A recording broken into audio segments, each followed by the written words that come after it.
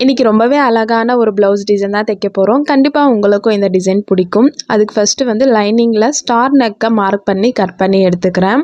சாரியில் green with white colour காம்பினேஷனில் இருக்கிறதால இதுக்கு நான் போட்லி பால்ஸ் வந்து ஒயிட் கலர்லேயே ரெடி பண்ணி வச்சுருந்தேன். இந்த மாதிரி பால்ஸ் ரெடி பண்ணுறதுக்கு சேம் கலர் கிளாத்தையே உள்ளார கொடுத்து ரெடி பண்ணிக்கோங்க. 21, 22, 23, 24 மொத்தம் ஒரு 50 கவுண்ட் வரைக்கும் எடுத்து வச்சுக்கோங்க. மெயின் கிளாத்தில் 1 இன்ச்சில் இந்த மாதிரி மார்க் பண்ணிவிட்டு ரெடி பண்ண போட்லி பால்ஸை லைனிங் உள் பக்கம் வர மாதிரி இந்த மாதிரி தைச்சி எடுத்துக்கோங்க.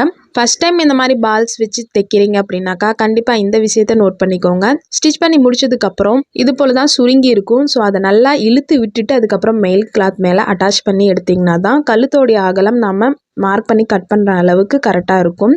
இப்போ மெயின் கிளாத்துக்கு மேலே உள்ளார பால்ஸ் போகிற மாதிரி வச்சு அடித்த தேலுக்கு மேலே இன்னொரு தேல் அடித்து எடுத்துக்கோங்க. அதுக்கப்புறம் பால்ஸோட எட்ஜஸ் எக்ஸ்ட்ரா இருக்கு இல்லையா, அதை வந்து கட் பண்ணி எடுத்துக்கிறேன். இதுக்கப்புறம் மேலே படிமான தேல் போட்டு எடுத்தோம்னாக்கா ரொம்ப ஈஸியான பால்ஸ் வச்ச நெக்லைன் வந்து ரெடி ஆயிரும். இந்த அளவுக்கு நீட்டான ஃபினிஷிங்கில் ரெடி பண்ணிவிட்டு இதுக்கப்புறம் ஃப்ரண்ட்டில் இருக்கக்கூடிய பார்ட்டில் ரைட் சைடில் மட்டும் பால்ஸ் வச்சுக்கோங்க. லெஃப்ட் சைடு வந்து தேவை கிடையாது.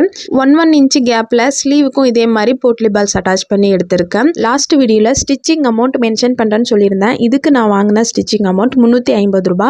லைனிங் அவங்களே எடுத்து கொடுத்துருந்தாங்க. ஃபுல்லாக தைச்சி முடிச்ச அப்புறம் பார்க்க இப்படி தாங்க இருக்கும். உங்களுக்கும் இந்த போல் தைக்கணும்னா ஸ்க்ரீனில் தெரிய நம்பருக்கு வாட்ஸ்அப் பண்ணுங்கள். தேங்க்யூ.